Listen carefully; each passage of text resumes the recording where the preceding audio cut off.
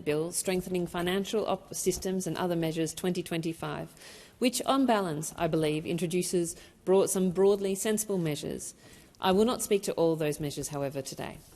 Schedule 1 of this legislation brings cash-settled equity derivatives under the beneficial ownership disclosure legislation, acknowledging that alternative financial products can have similar effects on owning assets.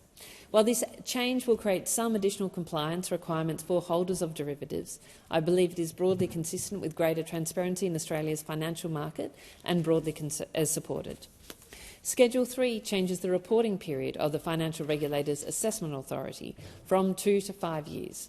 This measure does raise some concerns for me, as the FRAA was only established in 2021 and has delivered only one report for each regulator in 2022 and 2023.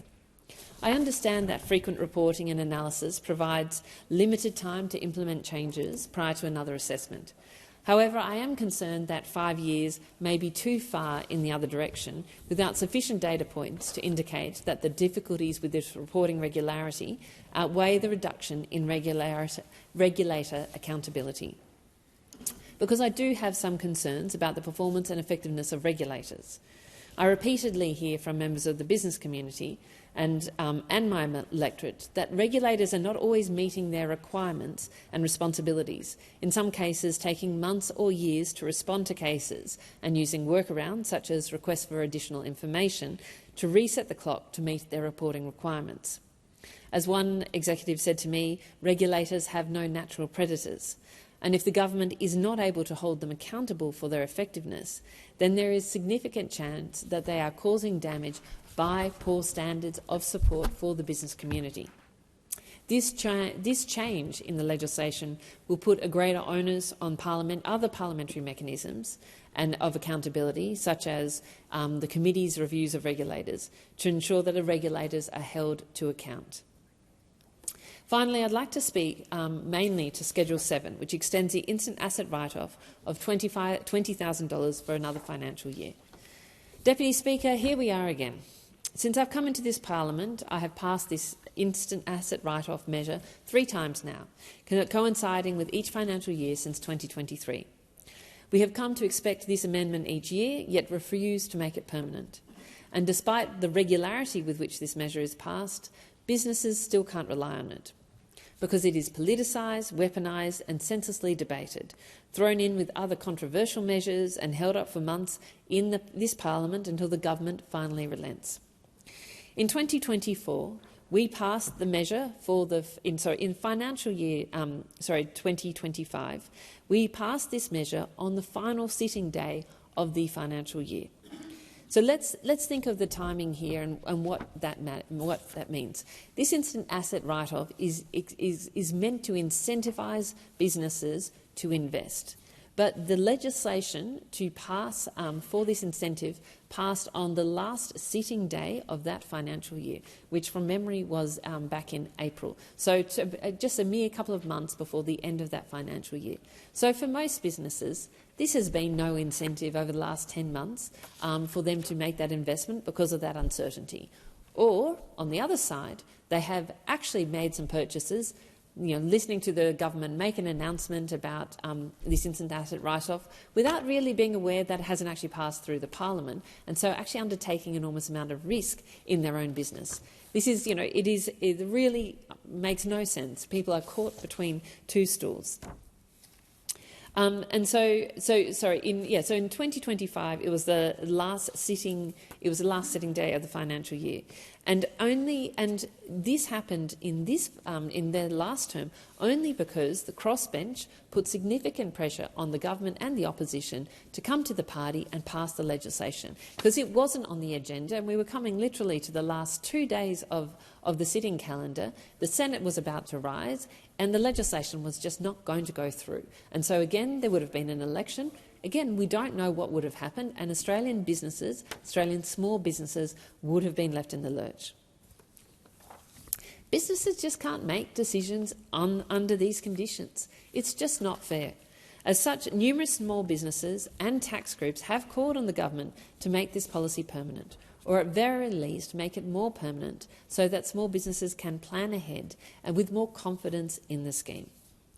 If we agree in this House, as I believe we do, that the measure is worthwhile, let's deliver the certainty that businesses need to invest. And is it, the government... one question is really, is there not more interesting or innovative policies that the government could announce to support small businesses, that they do just have to roll this out every single year? Because if that is the case, if they don't have ideas on how to small businesses, I'm happy to share a couple of ideas that myself and others on the crossbench have put forward. Firstly, to increase the small business threshold in terms of the definition of small business in the Fair Work Act, increase that threshold of people from 15 to at least 25 people. And let me tell you why. The past 5 years have been tough on small businesses. COVID-19 lockdowns, followed by high inflation and high interest rates, eviscerated consumer demand from which we are only now seeing some relief 5 years on.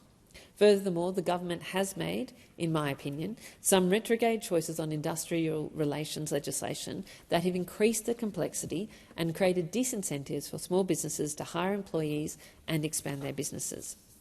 If the government would raise their threshold within a simple adjustment, it would lift over 40,000 small businesses from the regulatory red tape burden designed for big corporates with hundreds or thousands of employees. I've run a business. I've run a small not-for-profit with around 15, then grew up to around 25 employees. I've run a business over 100 employees. I've worked in businesses with thousands of employees. They are quite different beasts. It does not make sense for each of those businesses to be under the same regulatory burden. They just don't have the same the same resources to manage all the regulation as they do in bigger businesses. And I think that needs to be reflected in the scope of the legislation and the scope of the regulation that affects small businesses. Secondly, I believe the government should strengthen the payment system reporting times regulation by making fast payee designation a requirement of procurement, as they do in the United Kingdom. Under the payment times reporting scheme, large businesses and some government enterprises with an annual taxable income of more than 100 million, known as reporting entities, must report every 6 months on their payment times and terms for small business. But apart from naming and shaming the businesses that are slow payers, this scheme doesn't really have a lot of teeth and consequently has barely shifted the dial on payment reporting times over 30 days. Multiple reviews highlighting the scheme's ineffectiveness in terms of changing those behaviours. The change I propose is a modest one, given that we already collect all the data is required.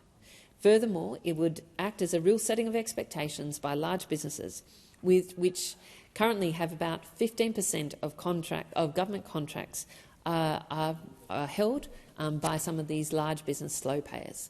So it's pretty simple. If you are a slow payer as a big business, if you are not paying your small businesses, your suppliers on time within 30 days, then you shouldn't expect to be able to access government contracts.